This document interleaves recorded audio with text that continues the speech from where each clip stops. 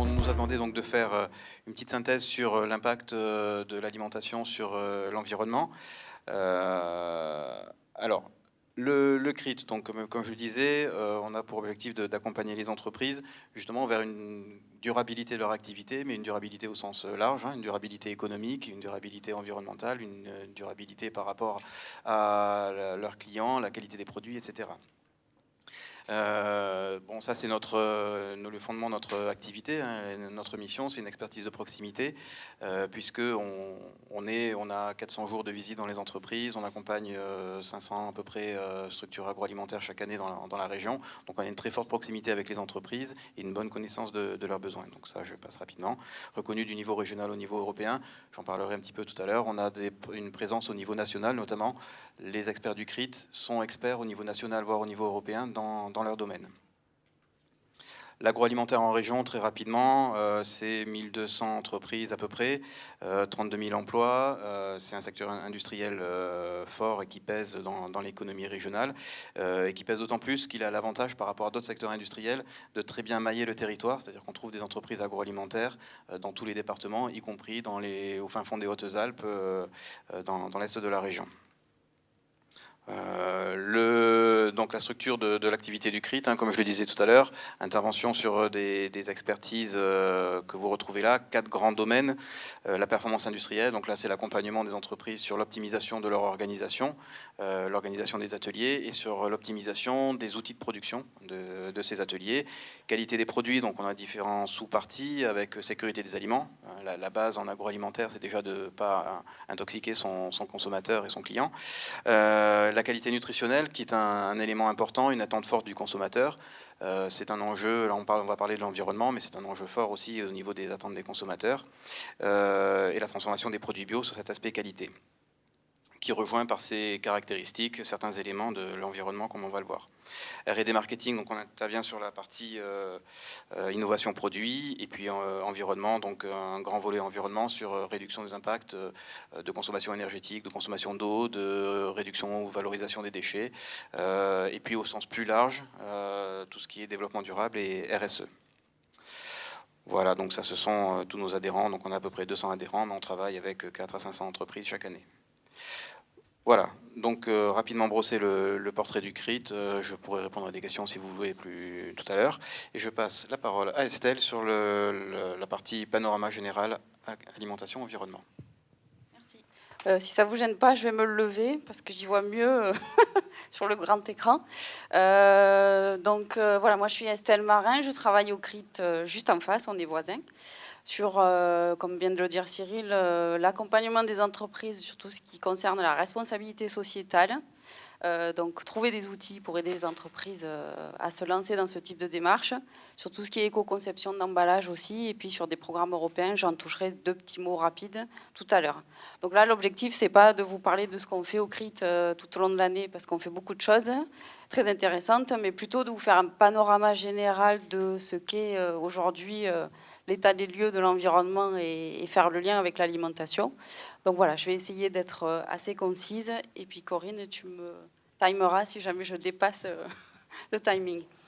Donc alors, vous avez un titre en haut, effectivement, le défi auquel on doit répondre aujourd'hui. Donc le défi est, est-ce qu'on peut aller vers une alimentation durable? Est-ce que c'est possible? Donc on va essayer d'y répondre. Vous aurez certainement votre idée chacun dans la salle. Alors on part de certains constats que vous avez énumérés sur la slide. Donc la population mondiale ne cesse de croître, je crois que tout le monde le sait. Elle est de plus en plus urbanisée. Donc vous avez un petit schéma d'ailleurs en haut à droite qui vous montre effectivement l'état de la population mondiale en 2015 et puis ce que ça sera en 2050. Donc on va être 2 milliards de plus d'ici quelques dizaines d'années. Donc ça veut dire que toutes ces personnes-là, il va falloir aussi les nourrir, et si on arrive à les nourrir de façon plus responsable, ça ne sera que mieux. Donc voilà, les pratiques alimentaires évoluent aussi, comme vous le savez, de plus en plus. On a davantage de produits transformés, beaucoup plus de repas hors domicile, tout le monde le sait. Aujourd'hui, ça se développe de plus en plus. Des produits animaux, des graisses et des sucres. Vous avez dessous un petit schéma aussi de aujourd'hui, si on fait une analyse de cycle de vie, je vous en toucherai 2 mots après. sans rentrer dans les détails, des produits alimentaires. Vous voyez sur le petit schéma qu'aujourd'hui, ça représente autant d'impact carbone sur les gaz à effet de serre que nos transports, nos logements. Donc ça veut dire que c'est assez important et qu'on va être tous acteurs pour pouvoir essayer de réduire ces impacts-là. Voilà, sur cette slide-là.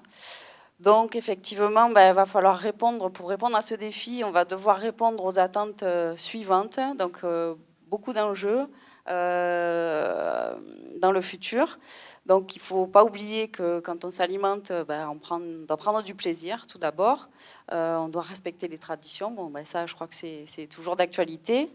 On doit répondre à des besoins nutritionnels de la population qui est de plus en plus importante, à des conditions socio-économiques qui soient acceptables pour tous, évidemment, et tout ça en limitant les impacts environnementaux à chacune des étapes des filières, tout en préservant les ressources naturelles. Alors vous avez un petit schéma aussi qui vous montre que pour répondre à ces attentes, il va falloir mobiliser un certain nombre d'acteurs. Donc vous avez ce petit schéma qui montre le nombre d'emplois et d'activités qui sont liés à l'alimentation en France.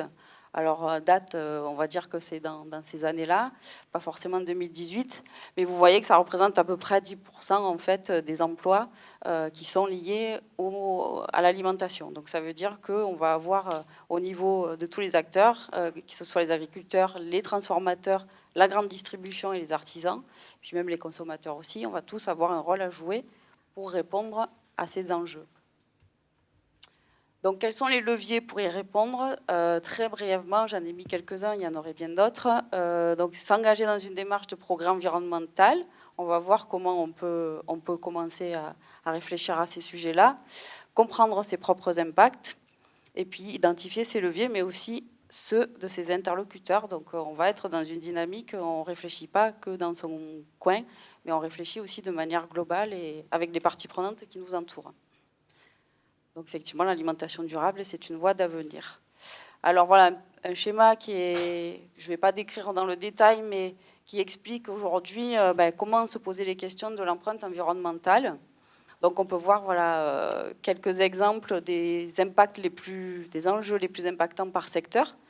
Donc si on part de la production agricole, au niveau des productions végétales, les enjeux les plus impactants vont porter sur tout ce qui est utilisation d'engrais, de produits phytosanitaires.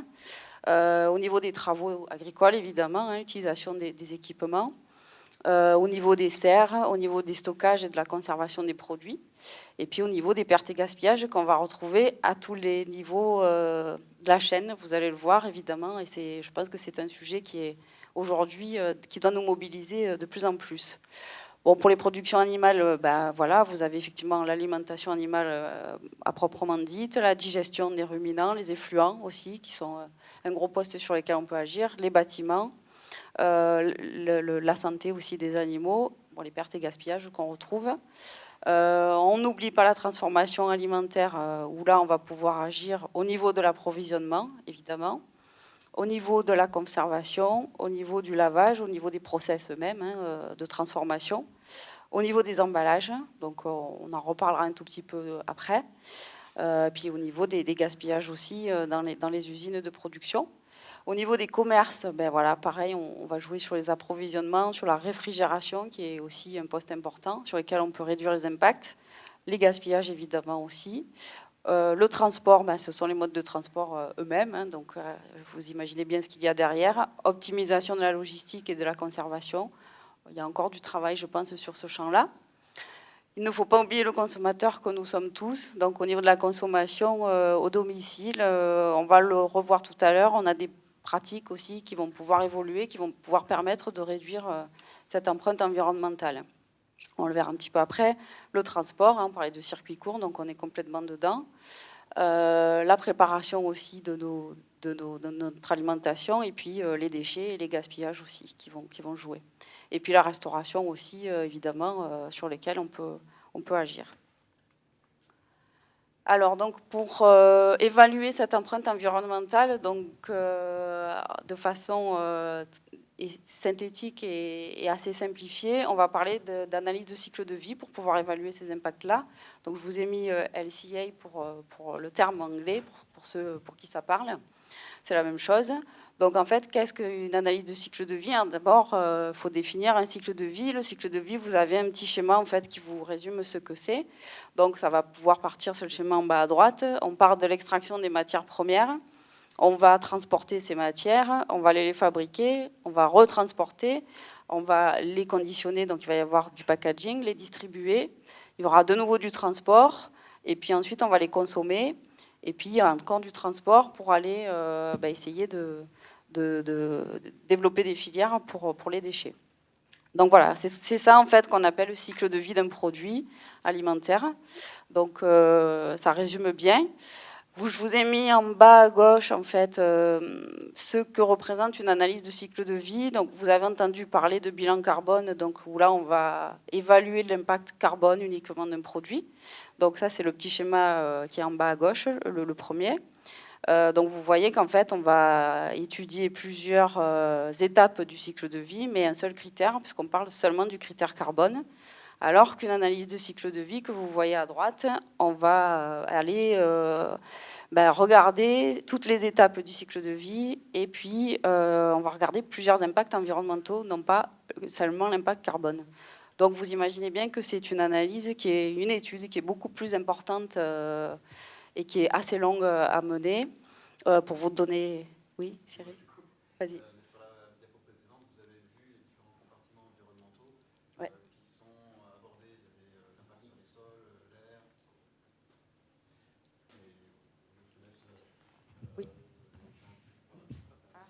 Oui. Voilà, vous aviez sur le schéma les petits pictos qui indiquaient pour chaque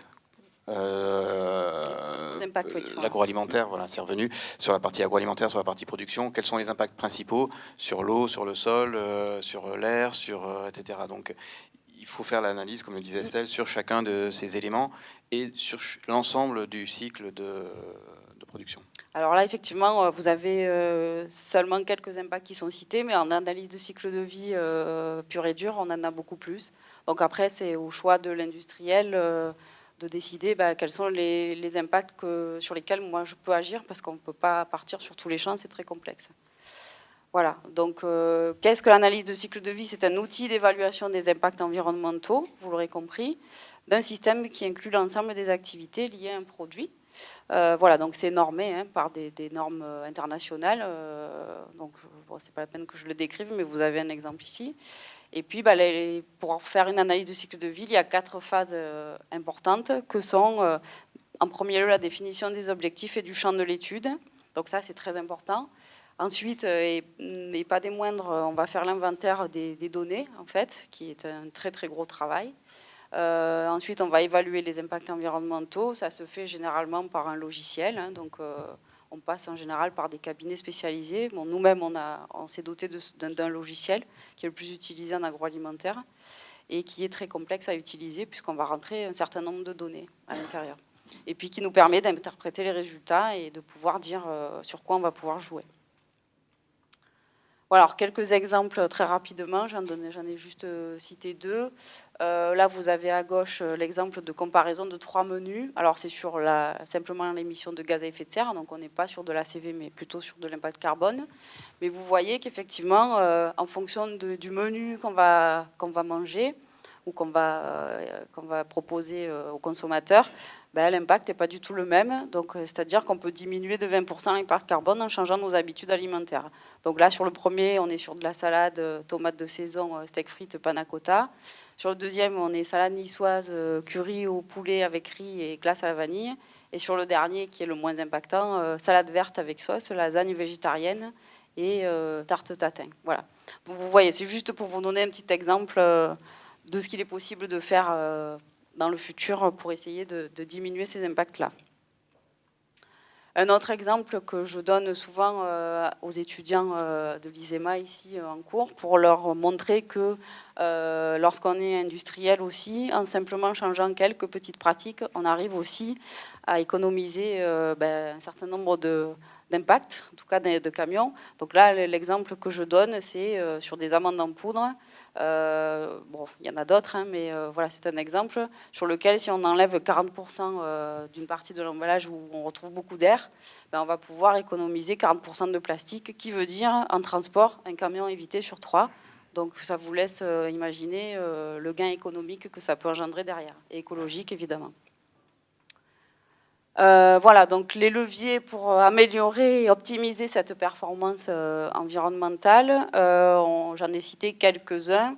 Alors sans tous les citer, on va peut-être parler des pratiques agricoles, Cyril en touchera 2 mots après, sur le bio, on fera le lien. Vous voyez là, un petit schéma en bas à gauche de ce sur quoi on peut jouer en pratique agricole, donc améliorer la fertilisation par exemple, limiter l'usage des pesticides évidemment, réduire les consommations d'eau, préserver les sols, introduire des légumineuses. Alors là, je ne pourrais pas vous en dire plus parce que je ne suis pas spécialiste du sujet, mais effectivement, ça peut être des pratiques nouvelles à développer, favoriser la biodiversité, évidemment. Donc ça, c'était un petit exemple. Travailler sur les procédés de fabrication et la logistique, évidemment, ça paraît anodin, mais ce n'est pas toujours facile à réaliser aussi au quotidien. Les emballages, viser le juste nécessaire, c'est l'exemple que je viens juste de vous donner, où effectivement, on peut optimiser la quantité d'emballage pour ensuite économiser du transport. Bien évidemment, limiter le gaspillage. Donc, vous avez un petit schéma en haut à droite qui vous montre le poids des pertes et du gaspillage en 2016. Donc, une étude de l'ADEME qui montre à peu près que ces pertes sont évaluées aujourd'hui à 10 millions de tonnes par an pour la France. Donc, c'est quand même assez important. Donc, quand on a dit ça, effectivement, je crois que ça fait prendre conscience de beaucoup de choses. Donc, on va pouvoir ensuite agir. Orienter la demande consommateur, là on est tous acteurs, je pense, ne serait-ce que voilà, le petit exemple du petit schéma en bas à droite qui montre que lorsqu'on consomme des tomates qui ne sont pas de saison, on va consommer 4 fois plus d'eau et 10 fois plus d'énergie. Donc voilà, il suffit aussi de se poser la question et de se dire est-ce que véritablement j'ai besoin de manger une tomate qui n'est pas de saison au moment où j'en ai envie, voilà. Et à chacun de se poser la question avec ces éléments-là et d'en faire ses conclusions. Voilà, je passe la parole à Cyril qui va faire le lien avec l'agriculture biologique aussi, qui est un des leviers aussi importants. Merci.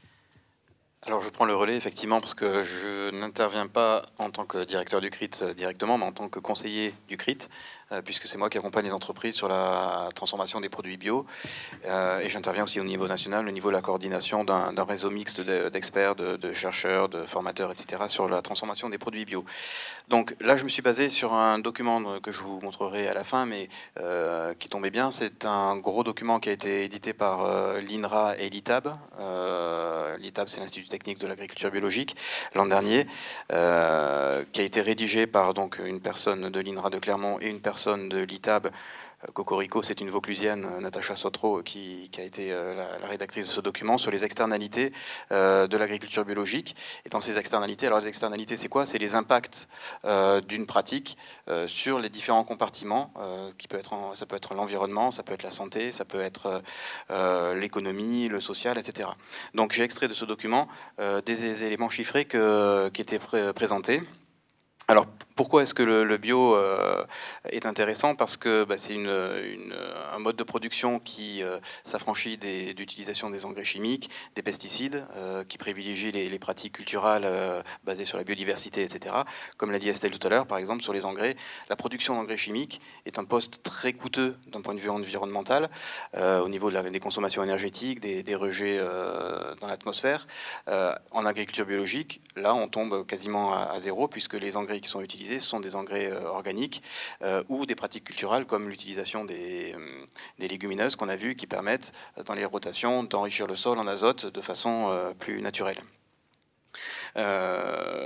Voilà, donc ne serait-ce que sur la pollution de l'eau, on peut avoir des impacts très positifs et on a de plus en plus de zones de captage de villes ou de marques type Perrier que tout le monde connaît, qui sont converties au bio pour justement améliorer la qualité de captage des eaux, soit des eaux de la ville, soit des eaux qui seront ensuite embouteillées. Donc à Vergès, hein, dans le Gard, la zone où le Perrier est capté a été converti à l'agriculture biologique pour permettre une moins grande pollution des nappes. Et donc, sur le volet eau, rien que sur le volet eau, hein, on ne parle pas de la partie GES, on ne parle pas de la partie biodiversité, etc. On évalue à 1,2 milliard d'euros les externalités positives de l'agriculture biologique. C'est-à-dire que ça permet d'économiser 1,2 milliard d'euros sur notamment les retraitements des eaux qui sont nécessaires dus aux contaminations et aux pollutions. Sur les sols, le bio permet une meilleure rétention de l'eau, une meilleure activité biologique des sols, plus grande teneur en matière organique et en carbone organique, ce qui permet donc des rendements meilleurs sans forcément s'appuyer sur une béquille chimique de fertilisants notamment.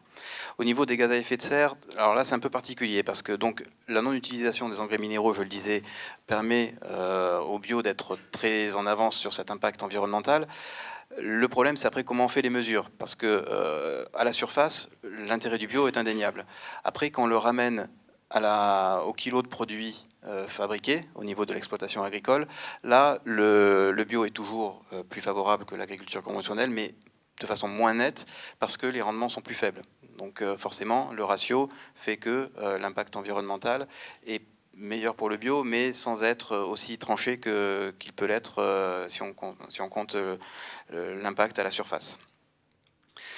Alors sur ce graphique, bon, c'est de façon très synthétique, hein, les impacts environnementaux du bio versus conventionnel. Donc vous avez en vert la moyenne de l'impact évalué.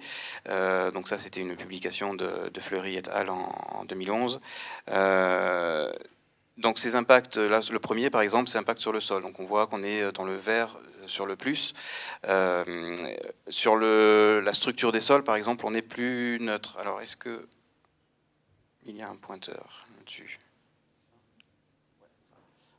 Là, la structure des sols, vous voyez par exemple que bon, le bio a un impact neutre, pas forcément positif. Par contre, sur la structure des sols, sur les sols globalement, et notamment grâce à la matière organique et surtout à l'activité biologique des sols, on est très, très positif. Il y a d'autres compartiments où le bio apporte un bénéfice substantiel sur les écosystèmes, diversité floristique, animale, les habitats. Par contre, on est neutre sur la partie diversité animale, diversité des habitats et paysages. Pardon, c'était ceux du dessus. J'étais sur écosystème global. Diversité des habitats, on est neutre. Et paysage, on est assez neutre. Voilà. Donc, au global, ça c'est peut-être des documents que vous transmettrez, donc qui pourront être vus de façon plus détaillée, de façon synthétique. Au niveau des impacts, on a des impacts favorables sur la qualité des sols, à la fois sur la structure, mais aussi sur la microbiologie des sols, sur la qualité des eaux, on l'a vu, sur les écosystèmes et la biodiversité. Bon, la non-utilisation de pesticides fait qu'on a de la biodiversité préservée sur les exploitations agricoles. Mais en plus, au niveau de la biodiversité, il faut aussi compter la biodiversité cultivée, avec en bio des choix faits par les agriculteurs qui vont vers plus de variétés et une diversité de variétés utilisées, et notamment des variétés anciennes ou des variétés peu exploitées par ailleurs, qui permet de préserver cette diversité d'espèces cultivées. La qualité de l'air aussi, on en a parlé, consommation énergétique, nutriments et d'eau. Bon. Voilà les deux documents sur lesquels je me suis basé pour cette synthèse.